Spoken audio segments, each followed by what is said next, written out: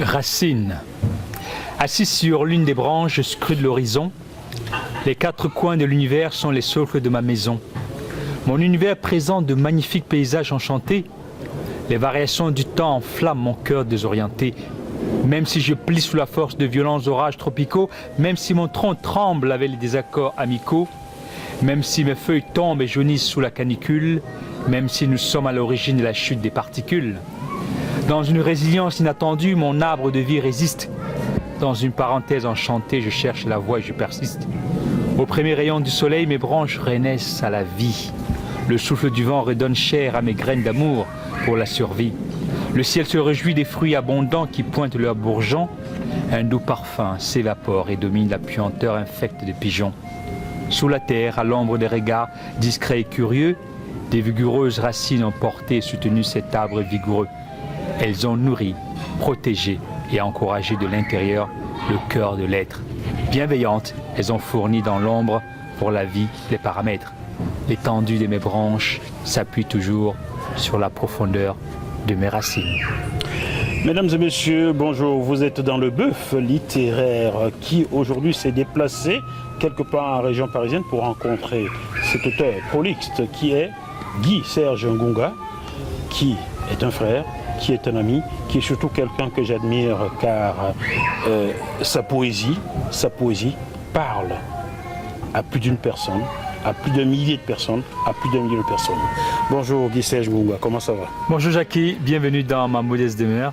Je peux vérifier votre ADN, parce que là on peut me Bien sûr. maintenant, non? Voilà, Tout à fait. Voilà, c'est vraiment vous. Hein? Bien, c'est bien moi, très c'est bien moi, cher Yanos. Alors Guy Serge Ngunga, auteur prolixe, il y a cela quelques années, 2 ans, je vous recevais pour un livre intitulé Vision et grandeur du peuple, Bamoun. Tout à fait.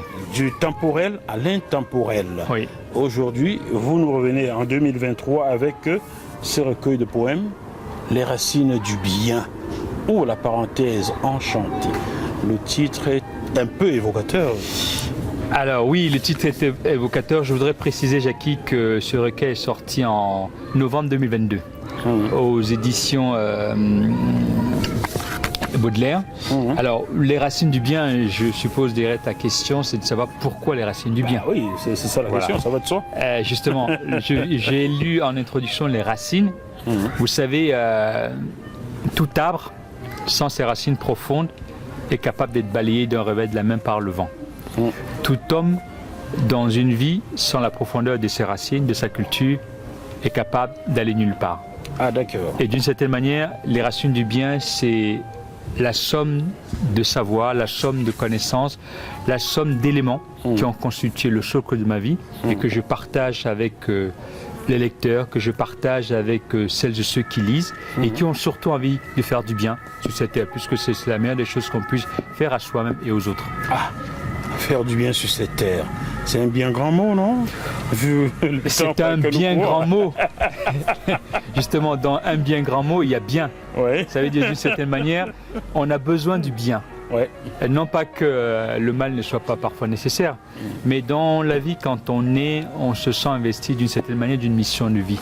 Et cette mission nous porte à avoir un élan vers quelqu'un d'autre, vers l'autre, qui est notre moi d'une certaine manière. Et on ne peut avoir une meilleure relation durable qu'avec cet autre-là.